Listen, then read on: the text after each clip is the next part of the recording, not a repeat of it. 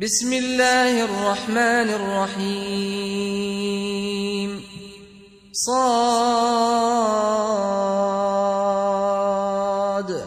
والقرآن ذي الذكر بل الذين كفروا في عزة وشقاق كم أهلكنا من قبلهم من قرن فنادوا ولا تحين مناص وعجبوا أن جاءهم منذر منهم وقال الكافرون هذا ساحر كذاب أجعل الآلهة إلها واحدا إن هذا لشيء عجاب وانطلق الملأ منهم أن امشوا واصبروا على آلهتكم إن هذا لشيء يراد ما سمعنا بهذا في الملة الآخرة إن هذا إلا اختلاق أأنزل عليه الذكر من بيننا بل هم في شك من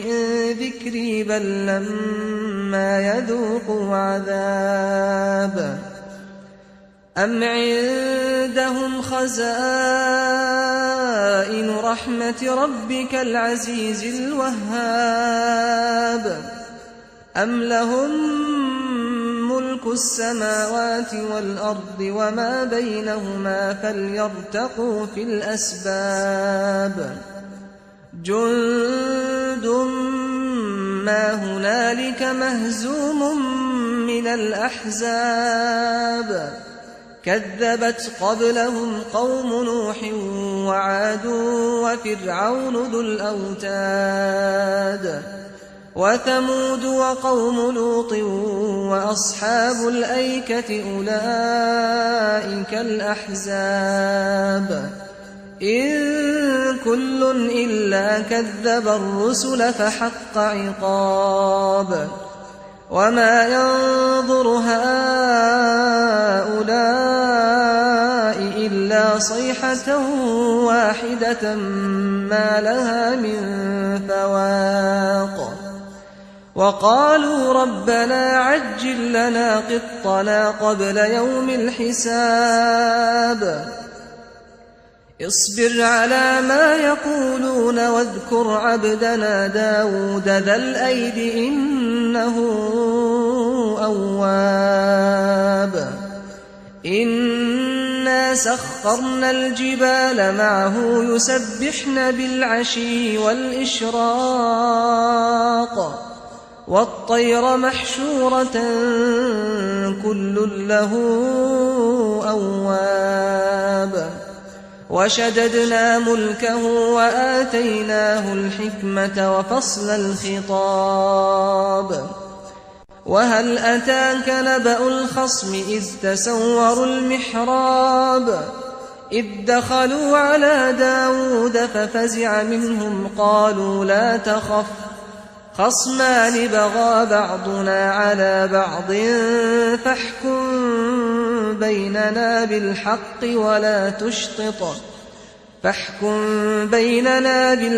ولا تشطط واهدنا إلى سواء الصراط إن هذا أخي له 99 نعجة ولي نعجة واحدة فقال أكفلنيها وعزني في الخطاب قال لقد ظلمك بسؤال نعجتك إلى نعاجه وإن كثيرا من الخلطاء ليبغي بعضهم على بعض إلا الذين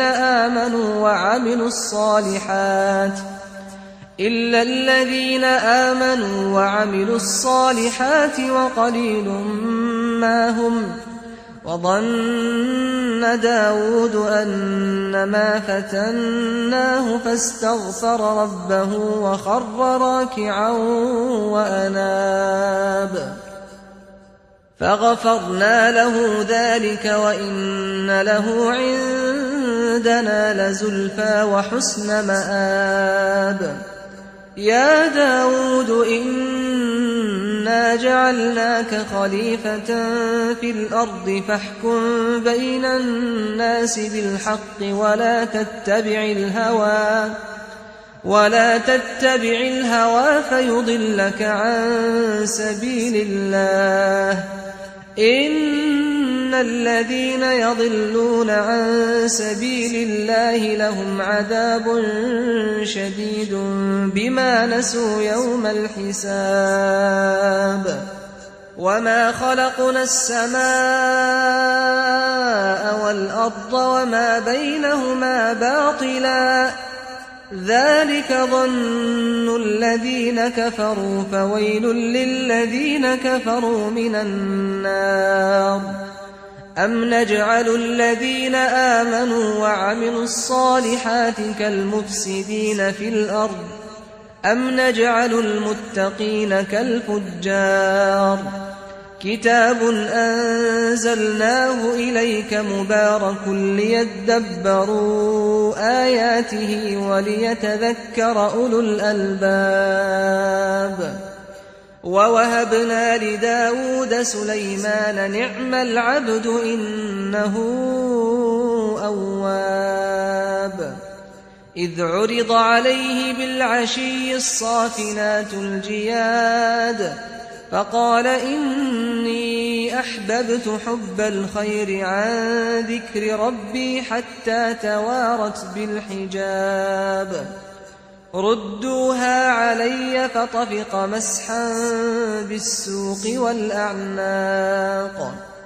ولقد فتنا سليمان وألقينا على كرسيه جسدا ثم أناب قال رب اغفر لي وهب لي ملكا لا ينبغي لأحد من بعدي إنك أنت الوهاب فسخرنا له الريح تجري بأمره رخاء حيث أصاب والشياطين كل بناء وغواص وآخرين مقرنين في الأصفاد هذا عطاؤنا فامنن أو أمسك بغير حساب وإن له عندنا لزلفى وحسن مآب واذكر عبدنا أيوب إذ نادى ربه أني مسني الشيطان بنصب وعذاب اركض برجلك هذا مغتسل بارد وشراب ووهبنا له أهله ومثلهم معهم رحمة منا وذكرى لأولي الألباب وخذ بيدك ضغثا فاضرب به ولا تحنث إنا وجدناه صابرا نعم العبد إنه أواب واذكر عبادنا إبراهيم وإسحاق ويعقوب أولي الأيدي والأبصار إنا أخلصناهم بخالصة ذكر الدار وإنهم عندنا لمن المصطفين الأخيار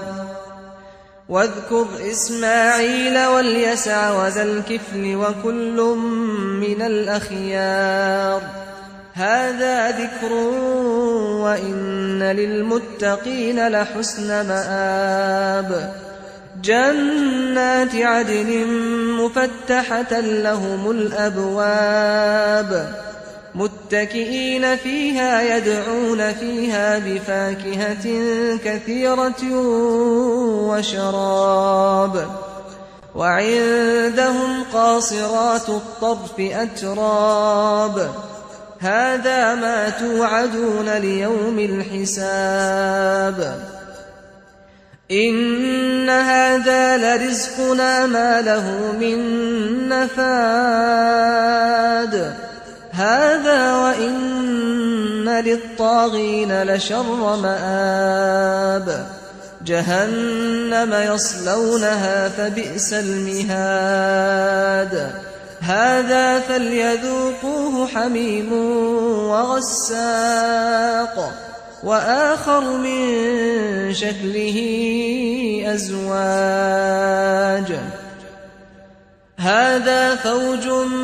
مقتحم معكم لا مرحبا بهم إنهم صالوا النار قالوا بل أنتم لا مرحبا بكم أنتم قدمتموه لنا فبئس القرار قالوا ربنا من قدم لنا هذا فزده عذابا ضعفا في النار وقالوا ما لنا لا نرى رجالا كنا نعدهم من الأشرار أتخذناهم سخريا أم زاغت عنهم الأبصار إن ذلك لحق تخاصم أهل النار قل إنما أنا منذر وما من إله إلا الله الواحد القهار رب السماوات والأرض وما بينهما العزيز الغفار قل هو نبأ عظيم أنتم عنه معرضون ما كان لي من علم بالملأ الأعلى إذ يختصمون إن يوحى إلي إلا أنما أنا نذير مبين إذ قال ربك للملائكة إني خالق بشرا من طين فإذا سويته ونفخت فيه من روحي فقعوا له ساجدين فسجد الملائكة كلهم أجمعون إلا إبليس استكبر وكان من الكافرين قال يا إبليس ما منعك أن تسجد لما خلقت بيدي أستكبرت أم كنت من العالين قال أنا خير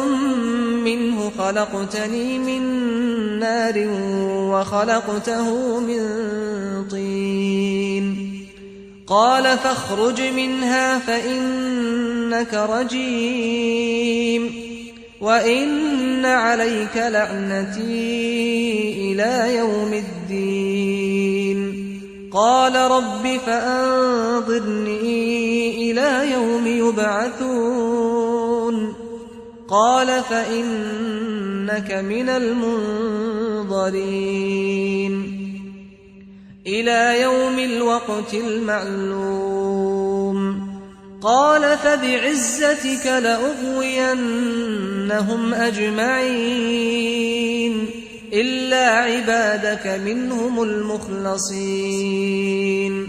قال فالحق والحق أقول